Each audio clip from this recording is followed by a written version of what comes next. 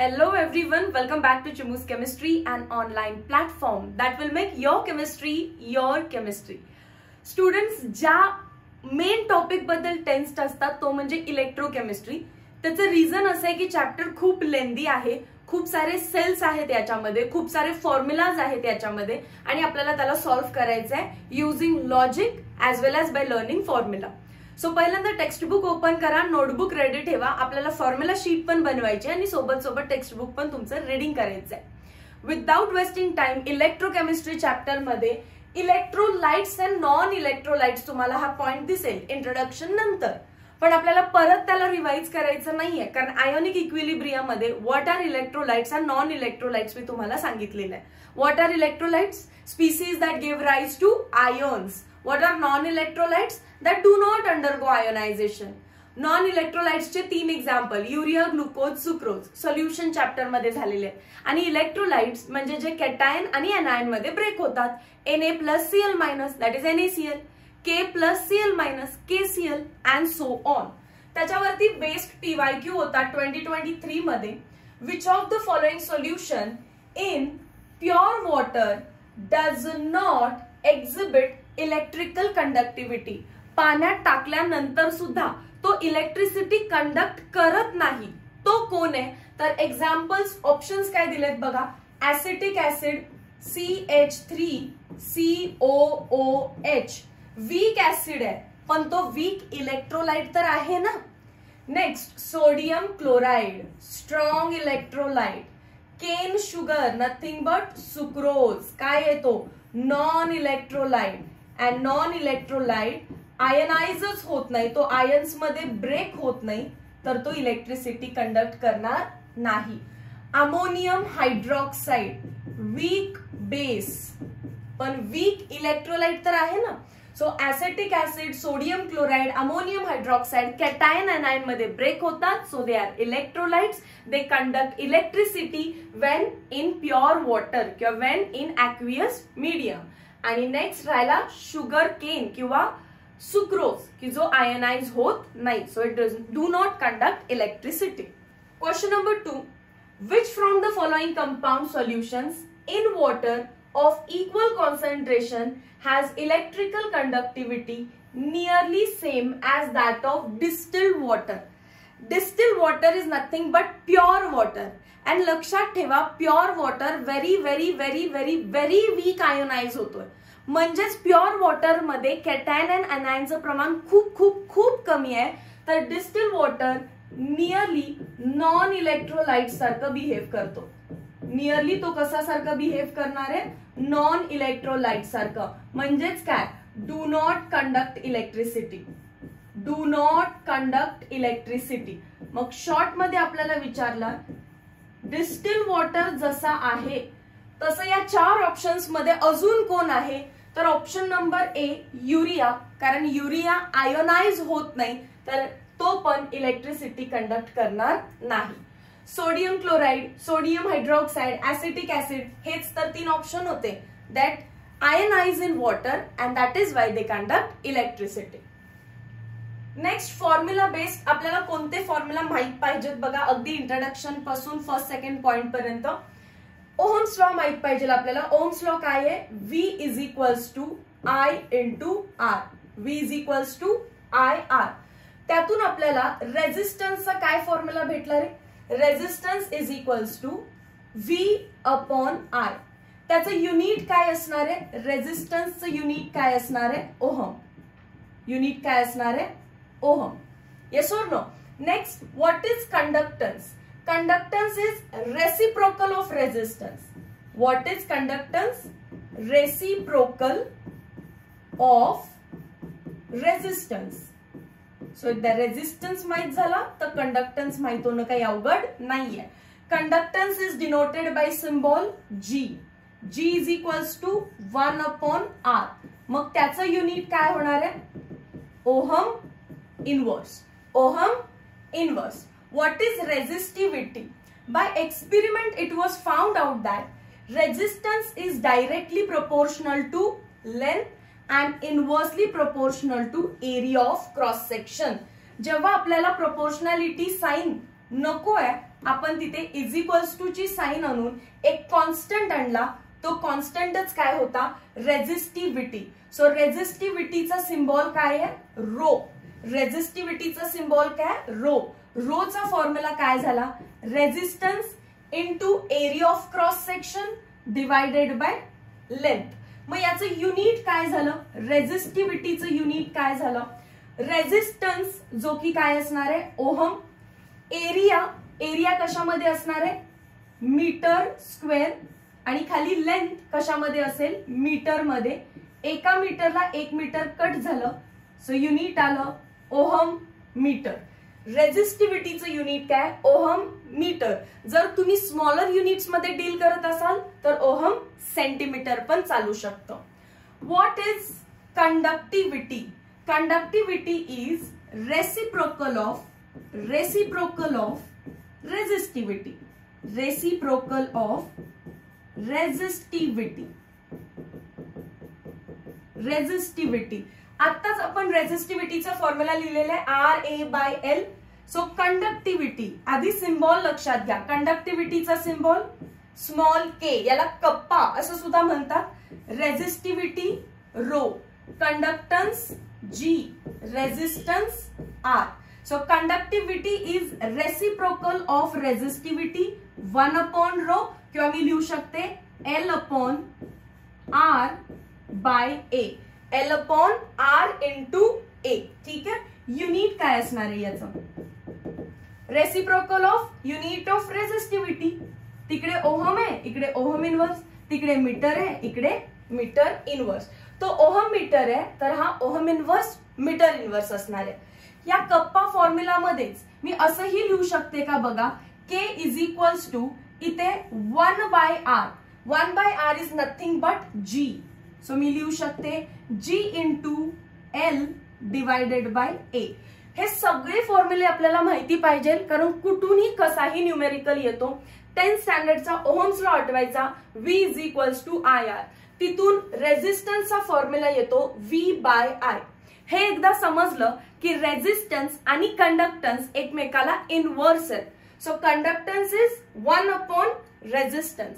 तिथून आपल्याला रेझिस्टिव्हिटी समजते. Resistivity is directly proportional to length and inversely proportional to area of cross section. Proportionality sign remove करून मी जो कॉन्स्टंट आणला ती रेझिस्टिव्हिटी आहे. So resistivity is equals to RA/L. इथपर्यंत ओके. रेझिस्टिव्हिटी आणि कंडक्टिव्हिटी इनवर्स. सो ते काय झालं, L/R into A. But what is 1/R, nothing but G. So G into L/A. Units, रेझिस्टन्सचं ओहम, कंडक्टन्सचं ओहम इनवर्स. रेझिस्टिव्हिटीचं ओहम मीटर, कंडक्टिव्हिटीचं ohm inverse metre inverse. इथपर्यंत done. एक नवीन क्वांटिटी आली, मोलार कंडक्टिव्हिटी. कोणती आहे, मोलार कंडक्टिव्हिटी. सो मोलार कंडक्टिव्हिटीचा सिम्बॉल कॅपिटल लॅम्डा. काय म्हणायचं याला, capital lambda. That is equals to 1000 K/C. Capital lambda 1000 K/C. त्याचं युनिट मोस्ट इम्पॉर्टंट आहे, मोस्ट इम्पॉर्टंट आहे याचं युनिट. हे थोडंसं इथे लाईन ड्रॉ करा. So molar conductivity is 1000 K/C. Molar कंडक्टिव्हिटीचं युनिट फार इम्पॉर्टंट आहे. आपण इथे डायरेक्टली लर्न करायचंय त्याला.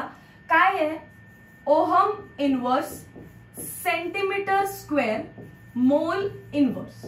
बऱ्याच वेळ आपल्याला क्वेश्चन मध्ये कॅपिटल लॅम्डा दिलेला आहे की स्मॉल लॅम्डा दिलेला आहे हे समजत नाही, पण ते समजण्याची ट्रिकच म्हणजे काय आहे, आपले युनिट्स. समजा मी लिहिलेलं आहे the conductivity is 2.4 ohm inverse centimetre inverse. Ohm inverse centimetre inverse, metre किंवा सेंटीमीटर काही देतील तर तो काय असणार आहे, कंडक्टिव्हिटी कप्पा. पण त्याच व्हॅल्यू समोर जर युनिट आपण हे लिहिलं असतं ohm inverse centimetre square mole inverse, याचाच अर्थ ते काय दिलेलं आहे, कॅपिटल लॅम्डा मोलार कंडक्टिव्हिटी. हे युनिट डिराईव्ह केलं जातं. डिराईव्ह करण्यासाठी एक आपल्याला ऍडजस्टमेंट फॅक्टर येतो युनिट कन्व्हर्जन मध्ये, तोच 1000 इथे आपण युनिट ऍडजस्ट करून लिहिलेलं आहे. कारण कॉन्सन्ट्रेशन म्हटलं तर कॉन्सन्ट्रेशनचं युनिट काय असतं रे, मोल पर डीएम क्यूब. मोल पर डीएम क्यूब. आणि कप्पाचं युनिट काय, ओहम इनवर्स, सेंटीमीटर इनवर्स. या दोघांकडे बघता आपल्याकडे कप्पा आहे, आपल्याकडे सी आहे. दोघांचे युनिट बघता एक तर क्लिअर झालं असेल तुम्हाला की इथे डीएम क्यूब आहे आणि इथे सेंटीमीटर क्यूब आहे. मग या दोघांच्या मध्ये एक रिलेशन आहे. 1 DM cube is equals to 10⁻³ centimetre cube. आणि हा 10⁻³ म्हणजेच 1000 हा युनिट कन्व्हर्जन मधून फॅक्टर मी इथे ऍड केलेला आहे. सो ऑलरेडी युनिट कन्वर्ट झालेले आहेत. जे तुमचा कप्पा आहे तो ओहम इनवर्स सेंटीमीटर इनवर्स मध्ये आहे, पण जे कॉन्सन्ट्रेशन आहे ते कॉन्सन्ट्रेशन मोल पर डीएम क्यूब नसून आता काय झालेलं आहे ते मोल पर सेंटीमीटर क्यूब घेऊया. मोल पर सेंटीमीटर क्यूब मध्ये आपण घेतलेलं आहे अँड फर्दर गोष्टी आपण सॉल्व्ह केलेत. सो तुम्हाला परत युनिट कन्वर्ट करायची गरज नाही. क्वेश्चन आलं तर डायरेक्टली हा फॉर्म्युला पुट करायचा 1000 K/C. तिथे 1000 लिहिताय म्हणजे क्वेश्चन मधलं कॉन्सन्ट्रेशन मोलार जरी असेल तरी त्या 1000 ने ते कन्वर्ट करून ठेवलं. क्लिअर झाला हा part. Okay, moving towards next slide. Questions आहेत. What is conductivity of 0.05 molar BaCl2. Conductivity म्हणजे काय पाहिजे त्यांना, के पाहिजे. If it's molar conductivity capital lambda is 220. Unit बघा, म्हणून लर्न करायचं आपल्याला हे. Ohm inverse centimetre square mole inverse. समजतं ना, इतकं मोठं युनिट आहे म्हणजे कॅपिटल लॅम्डा आहे, मोलार आहे म्हणजे कॉन्सन्ट्रेशन आहे आणि के फाइंड करायचं आहे. आपल्याकडे फॉर्म्युला आहे capital lambda is equals to 1000 K/C. Concentration molar मध्ये, मोल पर डीएम क्यूब, आणि कप्पा सेंटीमीटरच्या युनिट्स मध्ये, पण 1000 हा फॅक्टर ऑलरेडी युनिट बॅलन्स करून आलेला आहे. त्यामुळे तुम्हाला काही युनिट कन्व्हर्जन करायचे नाहीये. डायरेक्टली पुट करा. 1000 म्हणजे 10⁻³ के आपल्याला फाइंड करायचं. खाली सबस्टिट्यूट करून घेऊया. कॅपिटल लॅम्डा काय आहे 220, 10⁻³ के आपल्याला फाइंड करायचं आहे. सी ची व्हॅल्यू काय आहे 5 × 10⁻². Therefore K is equals to 5 ने डायरेक्टली मल्टिप्लाय करूया. 5 2 चा 10, 5 2 चा 10 प्लस 1 11 इंटू 10⁻² किती येतो -2. हा 10⁻³ आधी खाली येणार, परत वरती जाणार 10⁻³ that is equals to 1100 into 10⁻⁻5. Decimal shift करून घेऊया, पॉवर नकोय आपल्याला. सो 1 2 3 4 अजून एक 0 लागेल. आणि युनिट काय असतं ohm inverse centimetre inverse. So K is equals to 0.01100 ohm inverse centimetre inverse. कोणत्या ऑप्शनला टिक करायचं आपल्याला 0.011 ऑप्शन नंबर ए. समजतंय. गिवन डेटा फक्त समजला पाहिजे. युनिट तुम्ही कन्वर्ट करू नका. फॉर्म्युला मधला जो 1000 आहे तो ऑटोमॅटिकली स्वतः युनिट बॅलन्स करून आलेला आहे. नेक्स्ट क्वेश्चन करा म्हणजे अजून जास्त डेटा क्लिअर होईल. Conductivity of a solution is, conductivity म्हणजेच कप्पा 1.26 into 10⁻² ohm inverse centimetre inverse. Unit अजून कन्फर्मेशन देतं की हा ते कप्पाच आहे. कॅल्क्युलेट मोलार कंडक्टिव्हिटी आणि कॉन्सन्ट्रेशन दिलेलं आहे 0.01 म्हणजेच 10⁻² मोलार. हा मोलार आहे, तो सेंटीमीटर आहे. तुम्ही युनिट कन्वर्ट करत बसणार आहे का मॅम? बिलकुल नाही, कारण फॉर्म्युला मध्ये 1000 स्वतः बॅलन्स करून आलेला आहे. Capital lambda is equals to 1000 K/C. That is equals to 1000 म्हणजे 10⁻³ के ची व्हॅल्यू किती आहे 1.26 इंटू 10⁻² आणि डिनॉमिनेटर मध्ये सी कॉन्सन्ट्रेशन अगेन 10⁻². 10⁻² ला 10⁻² कट झालं, उरलं काय फक्त 1.26 इंटू 10⁻³ ऑप्शन्स बघूया कशाच्या टर्म्स मध्ये. ओके, ऍज इट इज आहे 1.26 into 10⁻³ option number again 1. Done. Next part calculate the conductivity find करा. कॉन्सन्ट्रेशन दिलेलं आहे 0.02 molar. If it's molar conductivity is, molar conductivity पण दिला आणि युनिट बघा ohm inverse, centimetre square, mole inverse. So find करूया. Again तोच फॉर्म्युला डायरेक्टली लिहिते मी. Capital lambda is equals to 1000 K/C. No unit conversions required. Unit conversions are already balance. Therefore आपल्याला find काय करायचंय, कंडक्टिव्हिटी म्हणजे के च्या टर्म्स मध्ये formula capital lambda into C divided by 1000. कॅपिटल लॅम्डा किती दिलेला आहे 407.2. कॉन्सन्ट्रेशन किती दिलेलं आहे 2 × 10⁻². डेसिमल शिफ्ट केला फक्त. 2 × 10⁻² डिवायडेड बाय 10⁻3. ही व्हॅल्यू वरती जाईल. मल्टिप्लाय करून घ्या 2 ने. 2 2 चा 4, 7 2 चा 14, 1 कॅरी लिहिला. 4 2 चा 8 डेसिमल 1 डिजिट नंतर अँड 10⁻² हा वरती -3 -2 काय बनेल तो -5. कुठे ऑप्शन मॅच होतोय बघा 8 पॉइंट. ओके डेसिमल शिफ्टिंग केलं नो इश्यूज. तुम्ही पण डेसिमल दोन्ही आतमध्ये घ्या. 8.144 इंटू 10⁻⁻5 होतं. दोन्ही डेसिमल आत शिफ्ट झाला. काय करावं लागेल आपल्याला +2. सो 8.144 इंटू 10⁻⁻3 झाला का मॅच. आता ऑप्शन नंबर ए सोबत. Done. Next part. The molar conductivity of 0.02 molar AgI.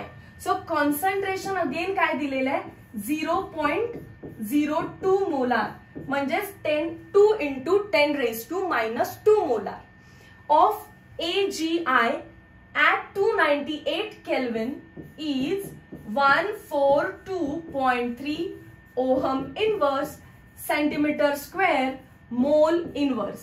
लक्षात घ्या ज्या मुलांचं कॅपिटल लॅम्डाचं युनिट पाठ झालं त्याला न्यूमेरिकल अवघड जाणार नाही, ऍटलीस्ट या टॉपिकचे तरी. ओके. नेक्स्ट काय फाइंड करायचं, what is conductivity. K find करायला सांगितलंय. फॉर्म्युला घ्या कॅपिटल लॅम्डा किंवा के च्या टर्म्स मध्येच लिहूया डायरेक्टली, कारण आपल्या याच पेज वरती आहे ना के च्या टर्म्स मधला फॉर्म्युला. चला.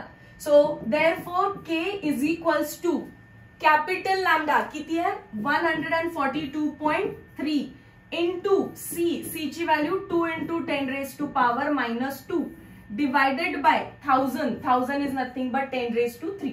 2 ने मल्टिप्लाय करा. 3 2 चा 6, 2 2 चा 4, 4 2 चा 8, 2 1 चा 2 into 10⁻². अगेन काय येणार आहे ते -5. आपण ऑप्शन्स मध्ये बघितलं तर 2 पॉइंट मध्ये आन्सर आहे. सो आपल्याला 2.846 केलं तर 10 ची पॉवर डेसिमल दोन्ही आतमध्ये शिफ्ट झालाय +2 होईल. दॅट इज 10⁻³ 2.846 × 10⁻³ करेक्टली मॅच झालं ऑप्शन नंबर सी सोबत. Next part. 2 solutions have ratio of their concentration. समजा 2 सोल्युशन आहेत C1 and C2. C1 and C2 चा कॉन्सन्ट्रेशनचा रेशो दिलेला आहे 0.4 and ratio of the conductivities. Solution 1 ची कंडक्टिव्हिटी K1 घेऊया, solution 2 ची K2 घेऊया. कंडक्टिव्हिटीचा रेशो दिलेला आहे 0.216. What is ratio of their molar conductivity. Molar conductivity पहिल्या सोल्युशनचं कॅपिटल लॅम्डा 1, दुसऱ्या सोल्युशनचं capital lambda 2. That is equals to आपल्याला माहिती आहे capital lambda is equals to 1000 K/C. 1000 तर कॉन्स्टंट आहे. याचा अर्थ capital lambda is directly proportional to K and inversely proportional to C. जर तो केला डायरेक्टली प्रोपोर्शनल असेल तर मला लिहावं लागेल λ1/λ2 इज इक्वल्स टू K1/K2. पण सी ला तो इनव्हर्सली प्रोपोर्शनल आहे तर मला उलट लिहावं लागेल C2/C1. समजलं. के ला डायरेक्टली प्रोपोर्शनल बट सी ला इनव्हर्सली प्रोपोर्शनल. आता फक्त व्हॅल्यूज पुट करा. That is equals to K1/K2 is nothing but 0.216 and C2/C1 असं विचारलेलं आहे. C2/C1 काय असणार आहे ते 1/0.4 म्हणजे डायरेक्टली तुम्हाला डिवाइड करायचंय ना. 2.16 डिवायडेड बाय 4 किती येणार आहे? 4 5 चा 20, 4 4 चा 16. रेशिओ आहे, so no unit, 0.54. Done. Next part, concept based MHT CET question. Concept आहे variation of conductivity and molar conductivity with dilution. आपल्याला बघायचंय की समथिंग कंडक्टिव्हिटी की आपण कॅल्क्युलेट केलेली आहे, बट ऑन डायल्युशन जसं जसं आपण त्याच्यामध्ये पाणी ऍड करायला लागलो, ऑन डायल्युशन काय होतं, तर on dilution K decreases. On dilution K decreases. आणि जर मोलार कंडक्टिव्हिटी आपण काहीतरी कॅल्क्युलेट केली आहे आणि कॅल्क्युलेट केल्यानंतर आपण त्याच्यामध्ये हळूहळू काय करायला लागलो, पाणी ऍड करायला लागलो, म्हणजे डायल्युशन करायला लागलो, तर मोलार कंडक्टिव्हिटीची व्हॅल्यू इन्क्रीज होते. याच्यावरती डायरेक्ट MCQ विचारतात. सो आपल्याला विचारतील ऑन डायल्युशन कंडक्टिव्हिटी कशी डिफर होतीये अँड मोलार कंडक्टिव्हिटी कशी डिफर होतीये. रिझन्स वेगवेगळे आहेत, पण CET ला आता आपल्याला MCQ टिक करायचंय. तुम्हाला रिझन हवं असेल तर मी लिंक डिस्क्रिप्शन मध्ये देते, go and check out the video. Topic wise video मध्ये तुम्हाला एक्सप्लेनेशन भेटेल. हा आपला फॉर्म्युला शीट आहे आणि MCQ असे सॉल्व्ह झाले पाहिजे आपले, त्याच्यासाठी ट्रिक शॉट बनवलाय आपण हा. सो कंडक्टिव्हिटी आणि molar conductivity on dilution changes, पण तो चेंज कसा होतोय, तर कप्पा decreases and capital lambda increases. Capital lambda increase होत असताना अगेन त्याच्यामध्ये दोन वेगवेगळ्या पार्ट्स मध्ये त्याला शिकलं जातं. Variation on adding strong electrolyte and variation on adding weak electrolyte. Strong electrolyte and weak electrolyte. मग याला आता आपण सेपरेटली डिटेलमध्ये बघूया. ठीक आहे, चलो स्टार्ट. बघा, फॉर स्ट्रॉंग इलेक्ट्रोलाइट्स थोडंफार इथे मी एक्सप्लेन पण करेन, तुम्हाला रिझन क्लिअर होऊन जाईल. स्ट्रॉंग इलेक्ट्रोलाइट साठीच एक ग्राफ ड्रॉ करूयात. चला, आपल्या एक्स ऍक्सिस वरती अंडर रूट कॉन्सन्ट्रेशन घेऊया, आपल्या वाय ऍक्सिस वरती कॅपिटल लॅम्डा घेऊया. Capital lambda is nothing but molar conductivity, किती चांगल्या प्रकारे इलेक्ट्रिसिटी कंडक्ट होणार आहे. जेव्हा आपलं कॉन्सन्ट्रेशन खूप जास्त आहे, म्हणजे मी NaCl घेतला सॉलिड स्टेट मध्ये, त्याच्यामध्ये पाण्याचं प्रमाण फार कमी आहे. मॅम पाणी कमी असेल तर NaCl त्याच्या सॉलिड फॉर्म मध्ये आयोनाइज होतच नाही ना. NaCl हा NaCl ऍज अ सॉलिड राहतो. जर त्याच्यामध्ये पाणी नसेल तर तो सॉलिड स्टेट मध्ये आहे आणि तो इलेक्ट्रिसिटी कंडक्ट करणार नाही. आपण बघितलं सॉलिड स्टेट मध्ये. पण जर याच्यामध्ये आपण थोडंसं पाणी ऍड करायला लागलो आता H2O, तर याची स्टेट कोणती होणार आहे आता, ऍक्वियस. ऍक्वियस स्टेट मध्ये तो ब्रेक होतो Na+ आणि Cl- कॅटायन एनायन्स मध्ये, आणि मग इलेक्ट्रिसिटी कंडक्ट व्हायला स्टार्ट होते. सो मी काय करते, हळूहळू हळूहळू पाणी ऍड करायला लागणार आहे. आधी बिलकुलच पाणी नाहीये तेव्हा इलेक्ट्रिसिटी कंडक्ट करतच नाहीये.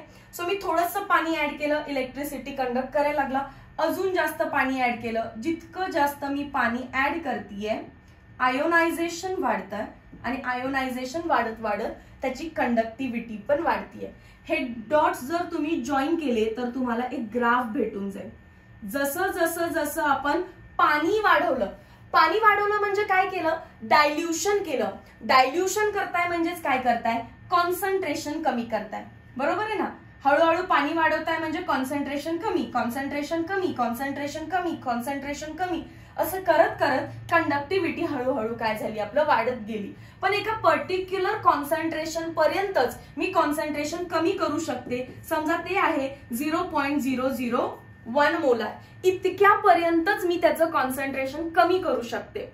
आता तिथून पुढचा ग्राफ नेमका काय असणार आहे, तर ग्राफ तर एक स्ट्रेट लाईन आली आहे, तर तुम्ही एक्स्ट्रापोलेट करू शकता या ग्राफला, म्हणजे अज्युम करू शकता त्याच रेंजमध्ये तुम्ही डॉट्स टाकले तर एकदम पाण्याचं प्रमाण सगळ्यात जास्त असेल, कॉन्सन्ट्रेशन सगळ्यात कमी, म्हणजे किती कॉन्सन्ट्रेशन, 0 कॉन्सन्ट्रेशन, म्हणजेच काय, पाणी भरपूर झालं. NaClचं प्रमाण खूप कमी आणि कंपॅरेटिव्ह पाणी भरपूर झालं, म्हणजेच इनफायनाइट डायल्युशनची तुम्हाला व्हॅल्यू भेटली. मग याच्यावरून आपल्या लक्षात आलं तर हा तर ग्राफ एक स्ट्रेट लाईन आहे विथ निगेटिव्ह स्लोप. मग y is equals to mx plus c च्या फॉर्म मध्ये आपण ग्राफ ड्रॉ करणार आहे. चला y ऍक्सिस वर काय आहे, y ऍक्सिस वरती आपण घेतलेला कॅपिटल लॅम्डा. याचा स्लोप किती आहे, याचा स्लोप आपण काय ठेवला, समजा a ठेवला. स्लोप काय ठेवला a, पण स्लोप तर निगेटिव्ह आहे म्हणून काय लिहिणार आपण मायनस a. एक्स ऍक्सिस वरती कोण आहे रे, एक्स ऍक्सिस वरती आहे रूट सी. एक्स ऍक्सिस वरती कोण आहे, रूट सी.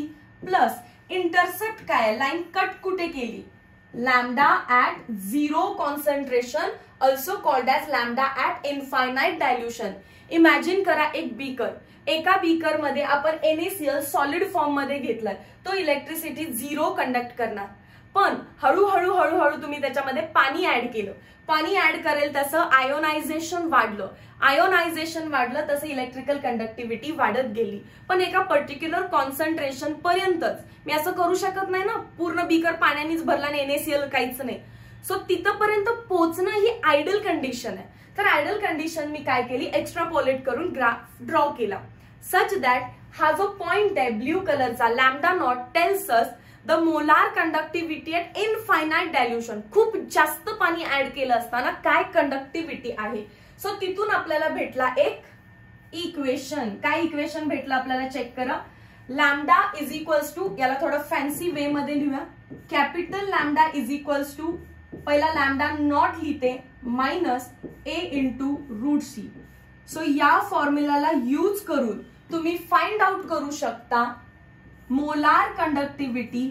कॅपिटल लॅम्डा म्हणजेच काय, molar conductivity at zero concentration और कॉल्ड ॲज इनफायनाइट डायल्युशन.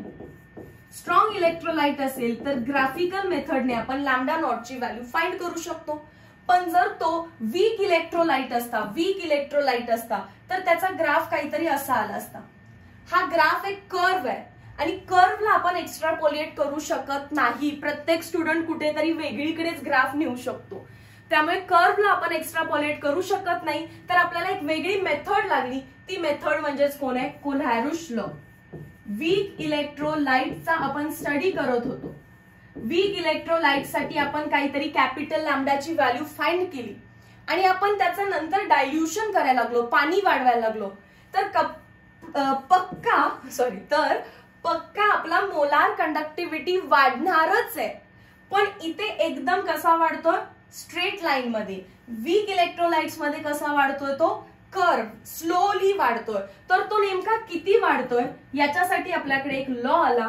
त्या लॉचं नाव काय, कोल्हारुश लॉ. त्याच्या आधी MCQ बघूया.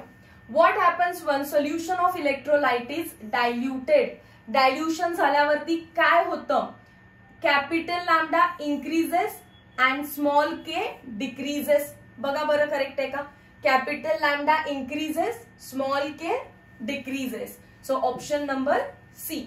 असाच क्वेश्चन येणार आहे, त्यामुळे असंच लिहून दिलेलं आहे. बाकी काही विचारणार नाही, फक्त विचारतील what is the effect of किंवा what is the effect on capital lambda on dilution increases आणि स्मॉल के विचारलं तर डिक्रीजेस. ओके, चलो. Kohlrausch law. Kohlrausch law states that at infinite dilution, खूप खूप खूप जास्त पाणी ऍड केलं तर ईच आयन मायग्रेट्स इंडिपेंडेंटली. प्रत्येक आयन स्वतः मायग्रेशन चालू करतो and contributes to the total molar conductivity of an electrolyte irrespective of nature of other ion to which it is associated. For example त्यांना म्हणायचंय, जर मला acetic acid CH3COOH which is weak electrolyte, त्याचं molar conductance at infinite dilution find करायचंय, तर मी ग्राफने तर काढू नाही शकत, कारण ग्राफ हा कर्व आलेला आहे. सो मला या पॉइंट पर्यंतच काही ना काहीतरी कंडक्टिव्हिटी भेटेल. याच्या पुढे लॅम्डा नॉट काढण्यासाठी मी लाईन ड्रॉ करू शकत नाही. तर तुम्ही कोल्हारुश लॉ यूज करा. It state that it's each ion, त्याचा आयन कोण आहे CH3CO-, अजून कॅटायन कोण आहे H+, they separate out at infinite dilution. ते काय होतात, आयोनाइज होतात अँड स्टार्ट्स मायग्रेटिंग इंडिपेंडेंटली. त्यांच्या मायग्रेशनमुळे प्रत्येक जो आयन फिरणार आहे तो इलेक्ट्रिसिटी जनरेट करणार आहे. जो कॅटायन किंवा जो आयनाइन फिरणार आहे तो इलेक्ट्रिसिटी जनरेट करणार आहे. त्या दोघांना ऍड करा, तुम्हाला काय भेटेल, कॅपिटल लॅम्डा नॉट. फक्त कॅटायन आयनाइन साठी आपण स्मॉल लॅम्डा रिप्रेझेंट करणार आहे. कॅटायन साठी स्मॉल लॅम्डा, आयनाइन साठी स्मॉल लॅम्डा. निगेटिव्ह असेल तर निगेटिव्ह साइन याच्यावरती पण लिहिली जाते, पॉझिटिव्ह असेल तर इथे. काही काही वेळा इथे नॉट पण लिहून जातात. कधी कधी नॉट वरती लिहितात, मायनस साइन ह्याच्याच वरती दिली जाते. पण फक्त तुम्हाला या कॅटायन आयनाइन्स वरती फोकस ठेवायचा. ठीक आहे, आता आपण अशा पद्धतीने लिहून घेऊया. ते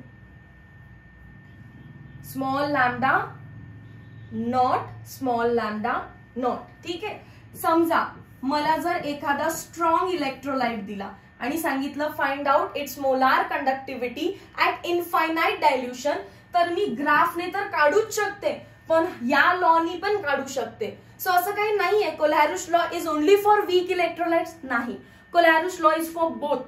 तुम्ही स्ट्रॉंग इलेक्ट्रोलाइट साठी as well as weak electrolyte साठी त्याला यूज करू शकता. कारण ऍट इनफायनाइट डायल्युशन हा सुद्धा त्याच्या कॅटायन Na+ आणि एनायन Cl- मध्ये काय होणार आहे, डिसोसिएट होणार आहे. समजा मी घेतलं capital lambda not for AlCl3, तर तुम्हाला जपून लिहावं लागेल हे, कारण त्याचा कॅटायन कोण आहे, Al+3, बरोबर आहे ना. आणि एनायन कोण आहे, Cl-. पण किती आहेत, Al एकच आहे आणि क्लोरीन 3 आहे. सो स्टायशोमेट्रीने मल्टिप्लाय करायला विसरायचं नाही. चेक करा, त्याच्यावरतीच बेस्ड एक क्वेश्चन दिलेला आहे तुम्हाला. Which of the following expression represents molar conductivity of AB3. AB3 साठी मला मोलार कंडक्टिव्हिटी फाइंड आउट करायची आहे ऍट इनफायनाइट डायल्युशन. तर मला काय लिहावं लागेल, lambda not of A plus 3 into lambda not of B minus. कुठे बघा असा पार्ट. बर, आणि चार्ज पण इम्पॉर्टंट आहे, फक्त प्लस नाही लिहायचं. जसं की AlCl3, मी Al वरती चार्ज किती लिहिला बघा, +3. मॅम तुम्हाला कसं कळालं, Al वरचा चार्ज पुढच्या ऍटमच्या बेसला दिलेला असतो. ठीक आहे, आणि Cl वरचा चार्ज त्याच्या अपोजिट मधल्या ऍटमवर बेसला दिलेला असतो. सो Cl वर चार्ज 3 आहे, सॉरी Al वर चार्ज 3 आहे आणि Cl वर चार्ज किती आहे, 1 आहे. आणि कॅटायन वर प्लस, एनायन वर मायनस. सिमिलरली A वरती चार्ज किती असणार आहे, 3. B वरती चार्ज किती असणार आहे, 1. कॅटायनला प्लस, एनायनला मायनस. आता फाइंड आउट करा, लॅम्डा नॉट ऑफ A+3, हा 3 इथे नकोय, A सोबत नकोय, हा करेक्ट असेल, हा करेक्ट असेल, हा 2 नकोय. Plus 3 lambda not of B minus, इथे तो 3 नाहीये, इथे एकच ऑप्शन उरला, option number C. Calculate molar conductivity of ammonium hydroxide NH4OH ची मोलार कंडक्टिव्हिटी आपल्याला फाइंड करायची आहे at infinite dilution. Okay, so capital lambda not find करायचा आहे अमोनियम हायड्रॉक्साइडचा, that is equals to question mark. मग सगळ्यांच्या डोक्यात एक येतं की येस, म्हणजे गिवन मध्ये काय दिलेलं असणार आहे, small lambda not of NH4 and small lambda not of OH. पण बघा ते दिलेलं नाहीये, त्याच्या ऐवजी काय दिलंय आपल्याला, if molar conductivities of BaOH twice, BaCl2, NH4Cl at infinite dilution are 520, 280 and 192 respectively. तर तुम्हाला थोडंसं याच्यामध्ये कॅल्क्युलेशन वाला पार्ट आलेला आहे. आता बघा, मला काय काय दिलं ते मी आधी लिहून घेते. त्यांनी मला दिलं lambda not of BaOH twice. याचाच अर्थ काय दिलेला आहे आपल्याला, त्यांनी लॅम्डा नॉट ऑफ Ba+2 ची value plus lambda not of OH minus ची व्हॅल्यू. स्टायशोमेट्री बॅलन्स करा, बेरियम तर एकच आहे पण OH किती आहेत, 2. सो 2 लिहावं लागेल. इक्वेशन नंबर 1 सोबत मला अजून काय दिलेलं आहे, त्यांनी लॅम्डा नॉट दिलेला आहे. कोणता लॅम्डा नॉट दिलेला आहे, BaCl2 चा, that is equals to lambda not of Ba+2 plus 2 into lambda not of Cl minus, equation number 2.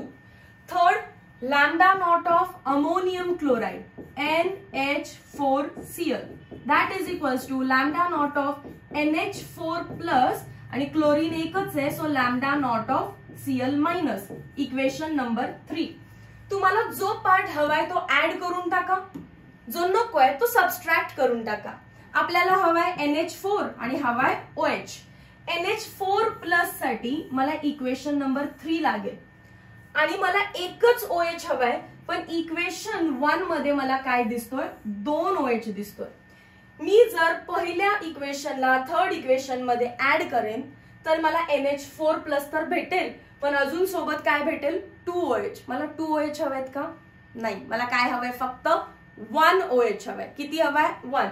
याचाच अर्थ मला करावं लागेल डिवाइड बाय 2.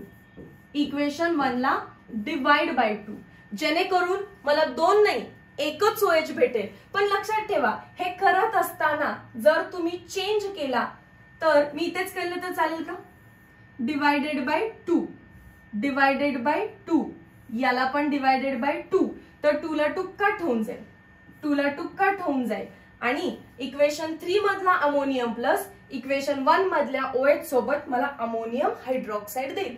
सोबत सोबत मला एक्स्ट्राचं कोण भेटलं रे, हा Cl आणि हा हाफ ऑफ Ba+2.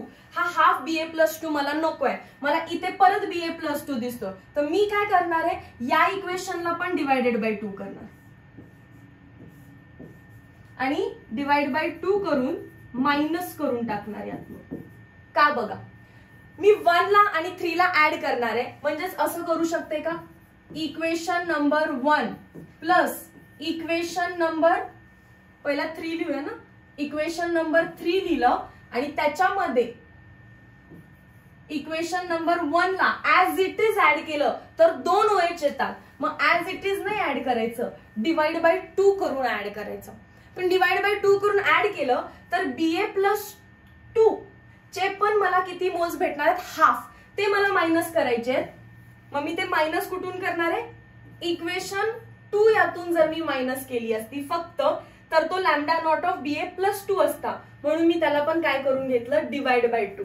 हे करताना क्लोरीन मायनस झालं का बघा, इथे 2 ला 2 cut, lambda not of Cl आणि आधी इक्वेशन 1 मध्ये पण लॅम्डा नॉट ऑफ Cl होता, हा की नाही, तो लास्ट मधून मी मायनस केला.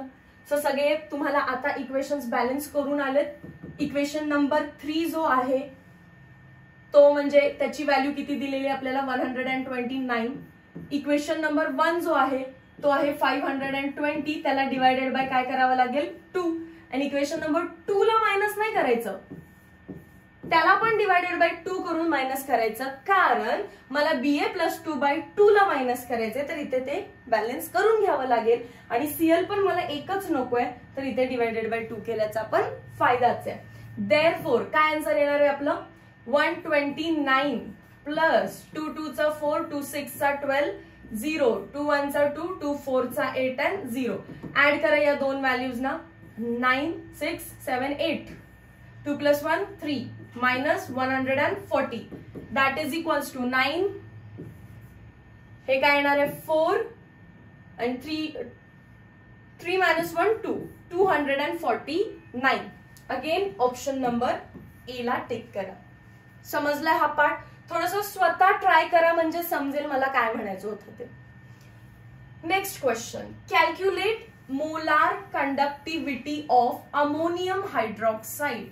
परत अमोनियम हायड्रॉक्साइडच दिलेला आहे, त्याची मोलार कंडक्टिव्हिटी फाइंड करायची आहे at infinite dilution if molar conductivities of ammonium chloride. परत कोण कोण दिलेलं आहे आता व्यवस्थित बघा, अमोनियम क्लोराइड दिलेलं आहे, अजून कोण दिलेलं आहे, NaOH दिलेलं आहे, अजून कोण दिलेलं आहे, NaCl दिलेलं आहे, आणि आपल्याला फाइंड कोणाचं करायचं आहे, अमोनियम हायड्रॉक्साइड.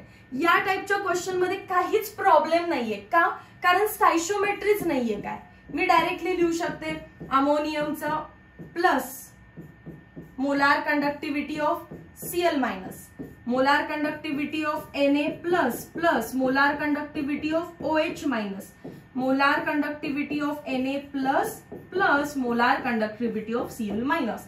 इथे कुठे स्टायशोमेट्री आहे का तुम्हाला डिस्टर्ब करायला, कुठेच नाहीये. सो एकदम इझी असणार. स्टॅइशियोमेट्री नसेल तर एकदम इझी पार्ट झाला हा. तुम्हाला NH4 पाहिजे, इथे आहे. तुम्हाला एक OH पाहिजे, एकच OH इथे आहे. So no divided by 2, nothing. या दोघांना ऍड करा. या दोघांना ऍड करताना बेवजाचा NaCl आलाय, तो तुम्ही लास्टला डायरेक्टली NaCl मायनस करू शकता.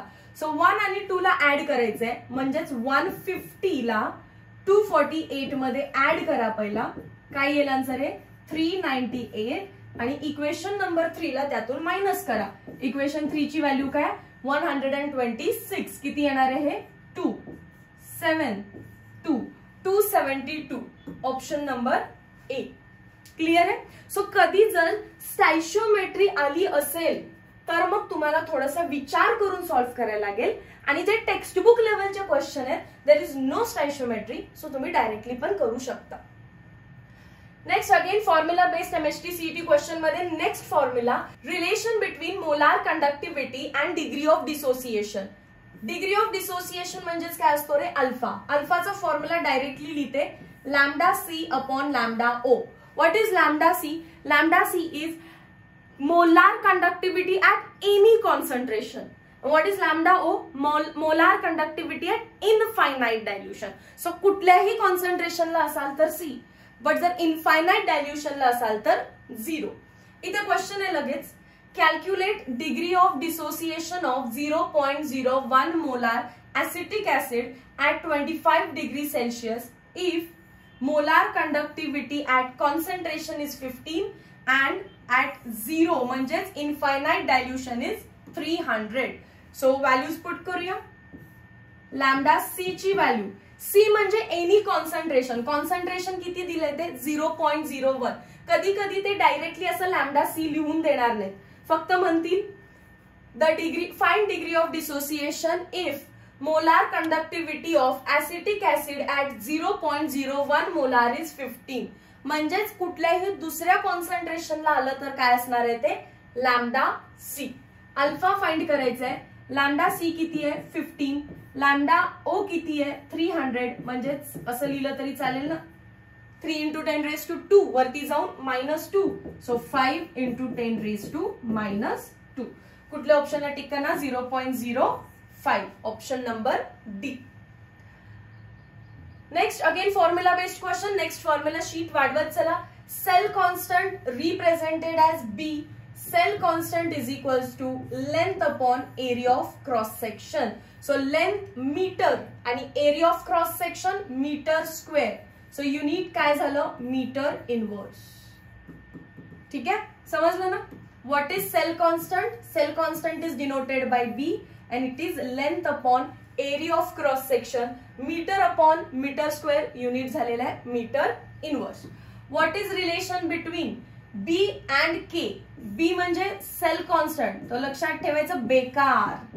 काय लक्षात ठेवायचं बेकार. B is equals to KR. बेकार. B is equals to KR. Cell कॉन्स्टंटला यूज करून चॅप्टर मध्ये 2 फॉर्म्युला आहेत. एक तर length upon area of cross section किंवा B is equals to KR. Question solve करूया चला. Among the following which is correct formula to determine cell constant? Cell constant म्हणजे बी. बी चा फॉर्म्युला काय सांगितला? B is equals to KR. बरोबर आहे ना. पण बी लाच अजून एक फॉर्म्युला पण सांगितलाय, length upon area of cross section. Small A लिहा किंवा कॅपिटल ए लिहा. सो हा पण एक फॉर्म्युला झाला. कोणता टिक करायला पाहिजे बघा. L upon A is equals to KR. L upon A is equals to KR कारण बेकार. B is equals to KR. Next conductivity cell containing 5 × 10⁻⁻4 molar NaCl solution. जर मोलार लिहिलंय म्हणजे कॉन्सन्ट्रेशन दिलेलं आहे. Develops resistance. रेझिस्टन्स पण पुढे दिलेलं आहे 14,000 म्हणजे 14 × 10⁻³ ohm at 25 degree Celsius. Calculate conductivity. K find करा म्हणतात. If cell constant B is equals to 0.84 सेंटीमीटर इनवर्स. आता आपण मगाशी युनिट काय लिहिलेलं मीटर इनवर्स, मग त्याचा स्मॉलर युनिट काय असू शकतं सेंटीमीटर इनवर्स. इलेक्ट्रोकेमिस्ट्रीमध्ये आपण त्याचे स्मॉलर युनिट्स घेतोय. ठीक आहे, चल सॉल्व्ह करूया. सो आता गिवन डेटा एकदा तुम्ही लिहिला की तुम्हाला आठवलं पाहिजे कोणता फॉर्म्युला त्याच्यापासून बनवू शकतो.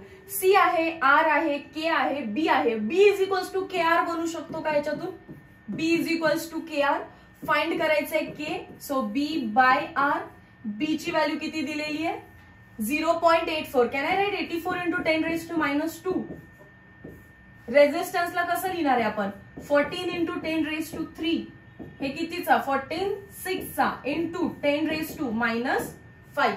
Option number A. Option number A. Okay.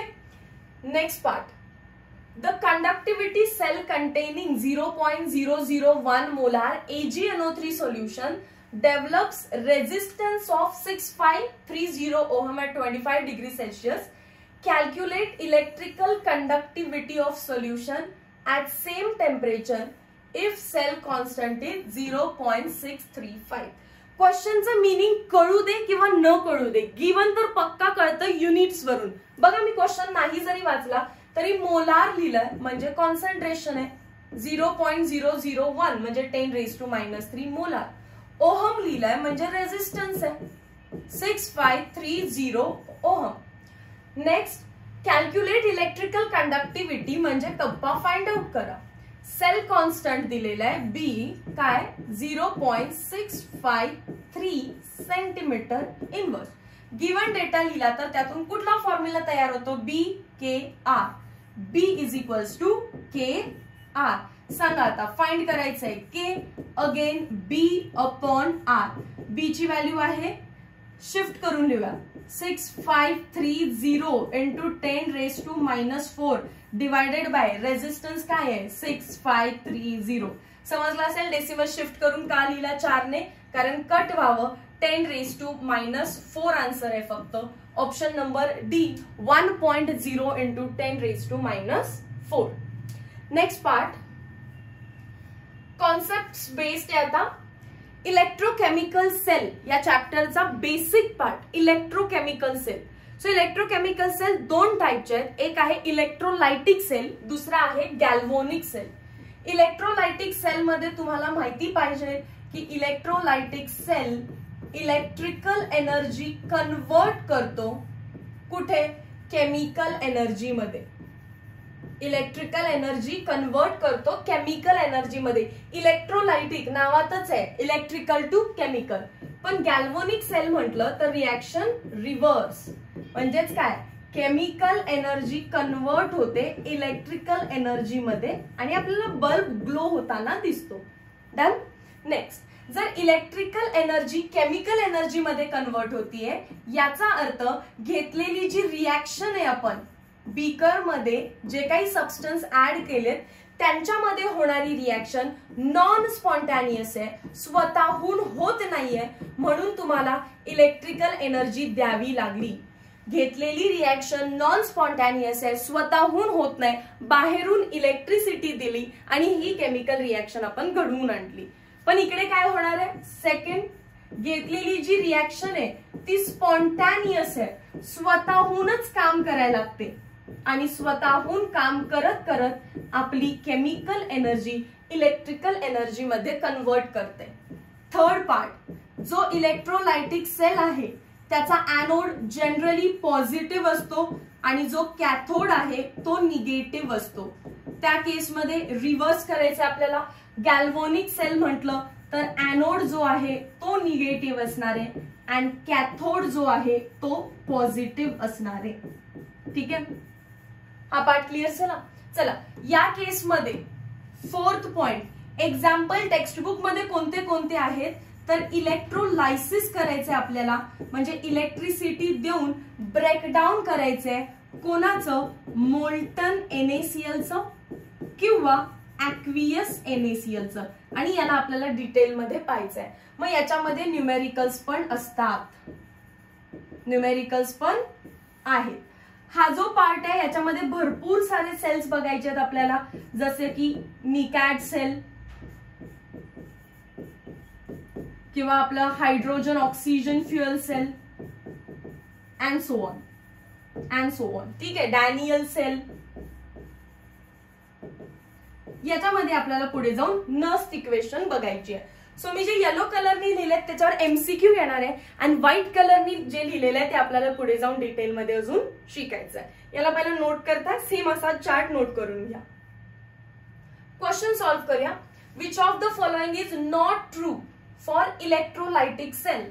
It converts electrical energy to galvanic energy. True, कारण इलेक्ट्रोलाइटिक नावातच आहे, electrical to chemical. Anode of electrolytic cell act as positive. Yes, anode कसा आहे त्याचा पॉझिटिव्ह आहे. Cathode of electrolytic cell act as negative. True, म्हणजे last न read करता तो काय असणार आहे? Not true. बघा, it is use to generate electricity. नाही, इलेक्ट्रिकल एनर्जी केमिकल मध्ये कन्वर्ट करतीये, म्हणजे to produce chemical energy, not to produce electricity. Done. Next part. आता आपण बघितलेलं की इलेक्ट्रोलाइटिक सेल मध्ये दोन एक्झाम्पल असणार आहेत. एक असेल इलेक्ट्रोलायसिस ऑफ मोल्टन NaCl, म्हणजे हीट करायचंय, त्याला फ्यूज करून घ्यायचंय, मोल्ट करून घ्यायचंय आणि आपण त्याच्यामध्ये एनोड आणि कॅथोड डिप केला. बॅटरीचं पॉझिटिव्ह टर्मिनल एनोडला कनेक्ट करायचं so that anode positively charge बनतो आणि बॅटरीचं निगेटिव्ह टर्मिनल कॅथोडला कनेक्ट केलं सो कॅथोड निगेटिव्हली चार्ज बनतो. जो एनोड आणि कॅथोड आहे ते कार्बनचे रॉड आहेत, ग्रॅफाइट रॉड आहेत असं म्हटलं तरी चालेल. आणि that is why anode and cathode are inert. They do not take part in reaction. Battery का लावली आहे? कारण आपण त्या इलेक्ट्रिकल एनर्जीला वापरून खाली जी रिएक्शन आहे तिला घडवून आणायची आहे. ही जी रिएक्शन आहे, कोणती रिएक्शन आहे ही? तर आपण घेतलेलं आहे NaCl. कोणत्या फॉर्म मध्ये? सॉलिड फॉर्म मध्ये, फ्युज्ड फॉर्म मध्ये, हा मोल्टन फॉर्म मध्ये आहे हा. आणि याच्यामध्ये पाणी बिलकुल नाहीये, पाणी बिलकुल नाहीये. याला आपल्याला ब्रेक करायचंय. कोणामध्ये? त्याच्या ओरिजिनल पेरेंट्स मध्ये, सोडियम आणि क्लोरीन गॅसमध्ये. सोडियम आणि क्लोरीन गॅसमध्ये. पण ही जी रिएक्शन आहे ती नॉन स्पॉन्टॅनियस आहे, स्वतःहून घडणार नाही. जर स्वतःहून घडत नसेल तर तुम्ही त्याला बॅटरी लावली आणि फोर्सफुली इलेक्ट्रिकल एनर्जी वापरून ही केमिकल रिएक्शन आपण घडवून आणतो. मग नेमकं काय होतं आणि कसं होतं? तर सगळ्यात पहिल्यांदा एनोड की ज्याच्यावरती चार्ज कोणता आहे? पॉझिटिव्ह, त्याच्यावरती प्रोसेस होते ऑक्सिडेशनची. कोणती प्रोसेस होते त्याच्यावर? ऑक्सिडेशनची. मग मला सांगा, जर त्याच्याकडे पॉझिटिव्ह चार्ज आहे तर सोडियम आणि क्लोरीन Na+ आणि Cl- हे जर दोन आपल्याकडे फ्युज्ड स्टेट मध्ये कॅटायन आणि एनायन असतील तर Na+ आणि Cl- पैकी त्या पॉझिटिव्ह एनोडकडे कोण जाईल? साहजिक आहे मॅम, Cl वर चार्ज मायनस आहे तर तो जाईल. मग येस, Cl वरती चार्ज मायनस आहे, तो पॉझिटिव्हली चार्ज एनोडकडे जातो आणि ऑक्सिडेशन करतो. ऑक्सिडेशन करतो म्हणजे काय रे? लॉस ऑफ इलेक्ट्रॉन करतो. काय करतो? Loss of electron. Cl+ एक इलेक्ट्रॉन त्याने बाहेर टाकला. पण अशी रिएक्शन नाही होत, इथेच थांबत नाही, कारण Cl एकटा कधीच एक्झिस्ट करत नाही. सो 2Cl- गिव्स 2 इलेक्ट्रॉन्स आणि Cl मिळून फ्यूज काय होतात? Cl2 gas. ऑक्सिडेशन म्हणजे काय असतं? Loss of electron. Electron lose केला. म्हणून एनोड वरून आपल्याला पेल ग्रीन कलरचा क्लोरीन गॅस बाहेर जाताना दिसतो. पेल ग्रीन कलरचा क्लोरीन गॅस लिबरेट होतो. समजलं इथपर्यंत? मग कॅथोड वरती काय होतं? आता एनोड वरती जे इलेक्ट्रॉन्स दोन बाहेर पडले ते बॅटरी सक करते. बघा इथे दिसतंय. आणि बॅटरी परत त्याला कॅथोड मध्ये टाकते. ठीक आहे. मग कॅथोड वरती चार्ज कोणता आहे? निगेटिव्ह. आणि ऑक्सिडेशन नाही, कॅथोड वर काय होईल आता? रिडक्शन. ऑक्सिडेशन म्हणजे लॉस ऑफ इलेक्ट्रॉन, तर रिडक्शन म्हणजे काय असणार आहे? Gain of electron. ते आलेले इलेक्ट्रॉन घ्यायचं काम करतो कॅथोड. मग कॅथोडकडे कोण पळत जाणार आहे या केसमध्ये? डेफिनेटली मॅम, कोण? Na+. Na+ वर चार्ज कुठला आहे? पॉझिटिव्ह. कॅथोड वर चार्ज कुठला आहे? निगेटिव्ह. तो तिकडे जाईल आणि इलेक्ट्रॉनला पण घेईल. काय बनवेल? सोडियम. लिक्विड लिहितात कारण तो त्याच्या हिटेड फॉर्म मध्ये आहे, मोल्टन स्टेट मध्ये आहे म्हणून. पण इलेक्ट्रॉन्स किती आलेत ऍक्च्युअली वरून? 2. मग किती सोडियम पडणार त्याच्याकडे? 2. आणि लिक्विड स्टेट मध्ये पण काय बनणार? 2. सोडियमचा कलर आहे सिल्वरी व्हाईट कलर. सो इथे सिल्वरी व्हाईट कलरचा सबस्टन्स डिपॉझिट होतो, सिल्वरी व्हाईट कलरचा सोडियम डिपॉझिट होतो. मग आपल्याला हे दोन रिझल्ट मध्ये लिहायचे असतात. Pale green chlorine gas is release at anode and molten silvery white sodium is formed at cathode. दोन्ही एक्सप्लेन केले मी. क्लोरीन गॅस रिलीज होताना पण दाखवला आणि molten silvery white sodium deposit होताना पण दाखवला. ओके, सो यामध्ये मला लक्षात आलं की मी सोडियम त्याच्या कॅथोड वरती डिपॉझिट करून त्याला सेपरेट आउट केलं आणि क्लोरीन गॅस त्याच्या एनोड वरून आपण बाहेर पाठवला. ही रिॲक्शन जी स्वतःहून होत नव्हती, इलेक्ट्रिसिटी देऊन आपण त्याला त्याच्या पेरेंट्स मध्ये ब्रेक केलेलं आहे. डन.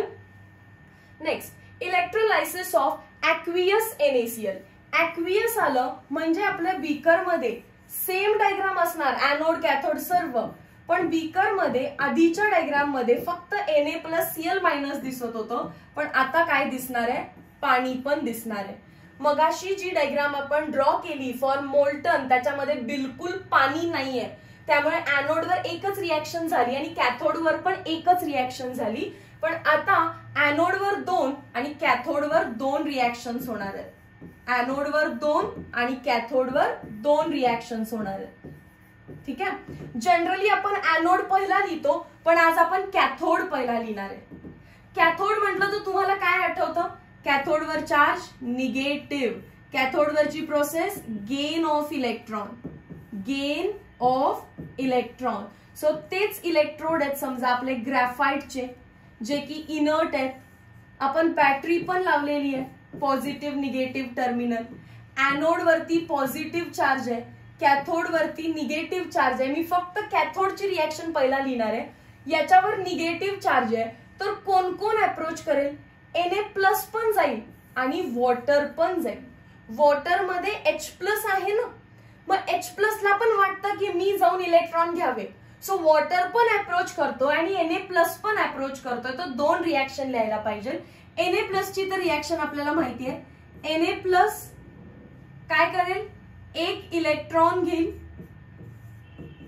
आणि सोडियम मध्ये डिपॉझिट होऊन जाईल. पण वॉटर पण तर इलेक्ट्रॉन घेऊ शकतो. कोण इलेक्ट्रॉन घेणार आहे वॉटर मध्ये, H+. मग वॉटरला मी थोड्या वेळेसाठी असं लिहिते, थोड्या वेळेसाठी H+ आणि OH-.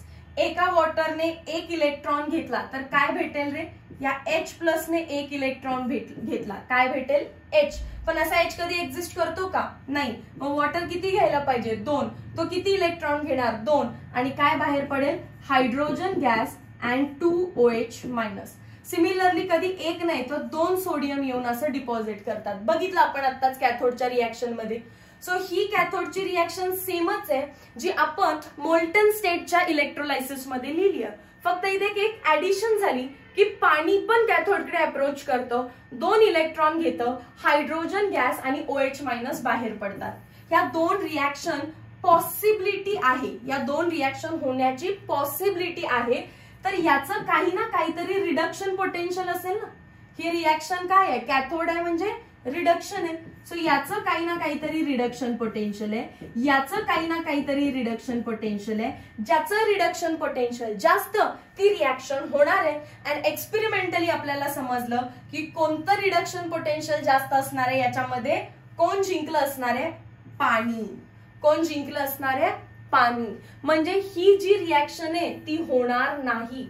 पॉसिबिलिटी आहे होण्याची, पण वॉटरचं रिडक्शन पोटेन्शियल जास्त आहे. सो वॉटर क्विकली कॅथोडकडे जातो, 2 इलेक्ट्रॉन्स घेतो, हायड्रोजन गॅसला रिलीज करून 2 OH- आयन्स मध्ये ब्रेक होतो. मग मला सांगा, आता कॅथोडला जर मी डायग्राम ड्रॉ करायची झाली तर मोल्टन सिल्वरी व्हाईट ड्रॉ करायला पाहिजे, molten silvery white deposition draw करायला पाहिजे, की हायड्रोजन गॅसचे बबल ड्रॉ करायला पाहिजेत, तर हायड्रोजन गॅसचे बबल्स ड्रॉ करायला पाहिजेत. कोणता गॅस रिलीज झाला इथे, हायड्रोजन गॅस. सिमिलरली आता एनोड वरती 2 रिॲक्शन होणार आहेत, सर्व तेच आपल्याला माहितीये. क्लोरीन असतो तो काय करतो, 2 इलेक्ट्रॉन लूज करतो, त्याच्यावर ऑलरेडी निगेटिव्ह चार्ज आहे. सो तो 2 इलेक्ट्रॉन लूज करून Cl2 गॅस देतो. ठीक आहे. आणि ही एक पॉसिबिलिटी झाली. मॅम या केसमध्ये पण असं होऊ शकतं ना की वॉटर अप्रोच करायला लागला, वॉटर, येस होऊ शकतं. मग समजा वॉटरनी अप्रोच केलं H2O, तर तो काय करेल, परत मी इथे रफ मध्ये लिहिते HOH. जर वॉटरने त्याचे इलेक्ट्रॉन्स लूज केले तर H वरती चार्ज असतो +1 आणि -2. हायड्रोजनकडे इलेक्ट्रॉनच नाहीये, तो ऑलरेडी +1 आहे, तो काय इलेक्ट्रॉन लूज करेल. मग इलेक्ट्रॉन लूज करण्याची टेंडन्सी कोणाकडे, ऑक्सिजनकडे. सो ऑक्सिजन त्याचा इलेक्ट्रॉन काय करतो, लूज करतो. किती इलेक्ट्रॉन, 2 इलेक्ट्रॉन. किती इलेक्ट्रॉन, 2 इलेक्ट्रॉन. आणि काय बाहेर पडणार आहे, O. काय बाहेर पडणार आहे, O.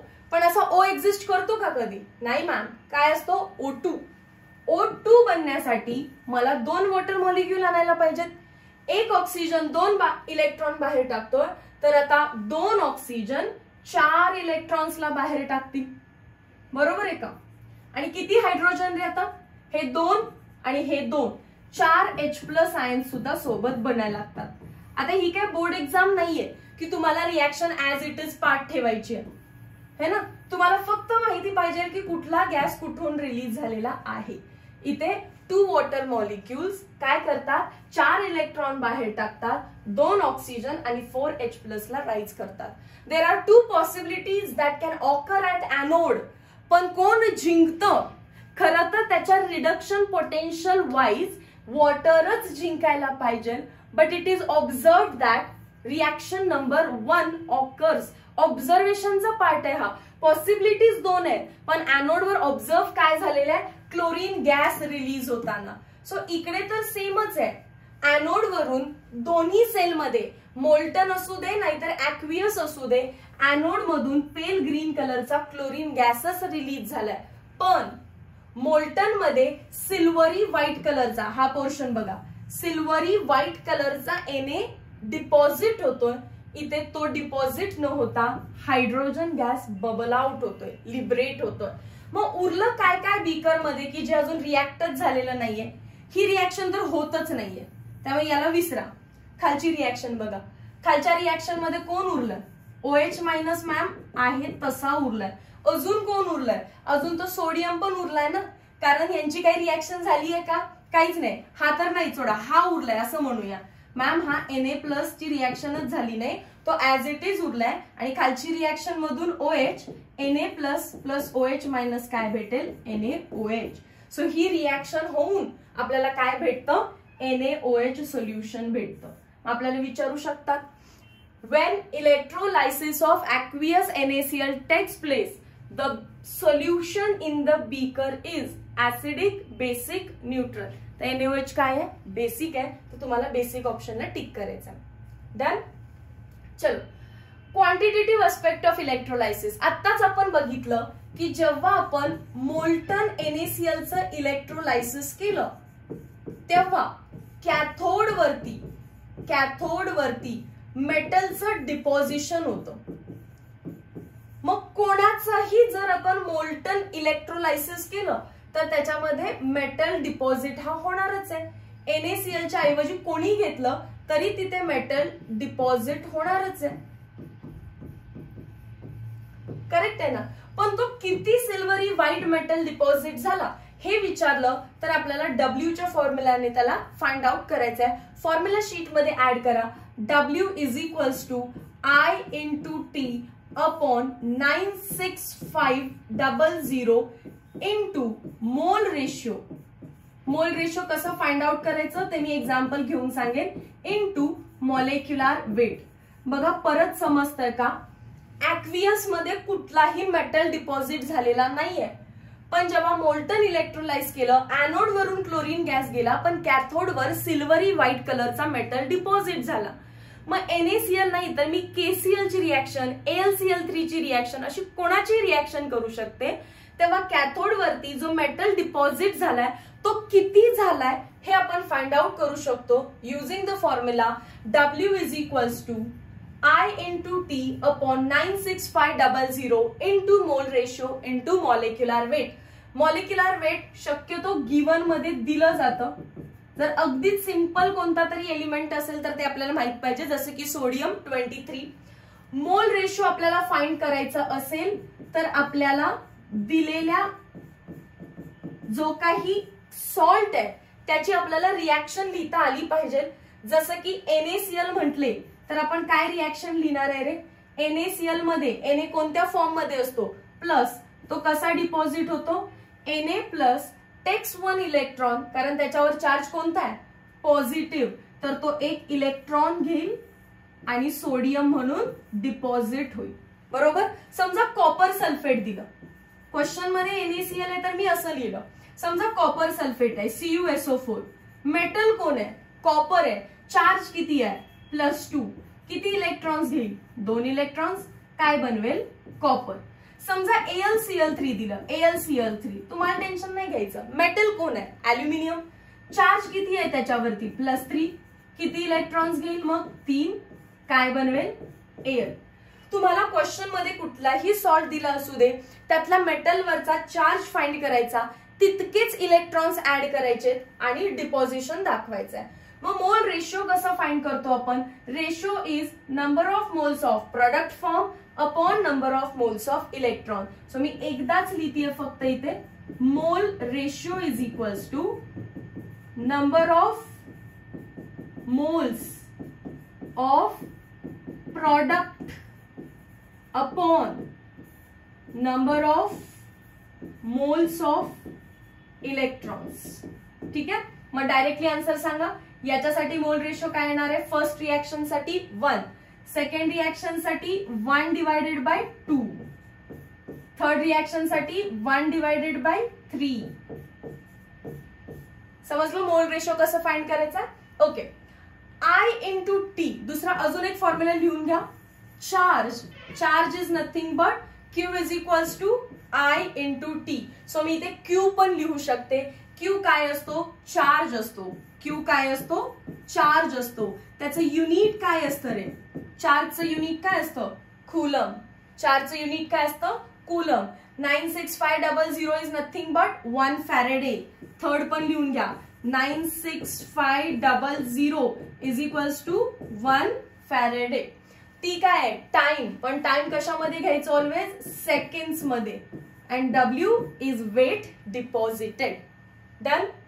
क्वेश्चन्स करूया याचे. सो हा जो काही इलेक्ट्रोकेमिस्ट्री चॅप्टर आहे आपण याला 2 पार्ट्स मध्ये डिवाइड करूया. बेसिक इंट्रोडक्शन केलं आपण, बेसिक फॉर्म्युलाज बघितले जे 10th स्टँडर्ड मध्ये पण झालेले आहेत. मोलार कंडक्टिव्हिटी हा नवीन फॉर्म्युला आला. लगेच आपण त्याचं डायल्युशन सोबत काय रिलेशन आहे ते बघितलं. मोलार कंडक्टिव्हिटी नंतर आपण molar conductivity at infinite dilution find केलं. त्यातूनच आपल्याला कोल्हॅरुश लॉ आले, त्याचे कॅल्क्युलेशन्स देखील आपण केले. हे करत करत इलेक्ट्रोकेमिकल सेल पर्यंत पोहोचलो आपण, जे की 2 टाईपचे आहेत, इलेक्ट्रोलायटिक सेल आणि गॅल्व्हनिक सेल. इलेक्ट्रोलायटिक सेलचे 2 एक्झाम्पल टेक्स्टबुक मध्ये दोन्ही क्लिअर केले. त्याचे रिझल्ट इम्पॉर्टंट आहेत. रिॲक्शन आता पार्ट करायची गरज नाहीये, फक्त त्याचे रिझल्ट इम्पॉर्टंट आहेत. तर फ्यूज किंवा मोल्टन NaClचे एक्झाम्पल मध्ये कॅथोड वरती डिपॉझिशन दिसलं. तर नेमकं डिपॉझिशन किती आहे हे फाइंड करण्यासाठी आपण फॉर्म्युला पण बघितला. या फॉर्म्युलावरचे क्वेश्चन्स आपण नेक्स्ट पार्ट मध्ये करणार आहे. सो हे क्वेश्चन्स आणि गॅल्व्हनिक सेल पासून जर पुढच्या पार्ट वरती आपण पार्ट 2 रेकॉर्ड करतो. Meet you in next video lecture. Till then, thank you so much.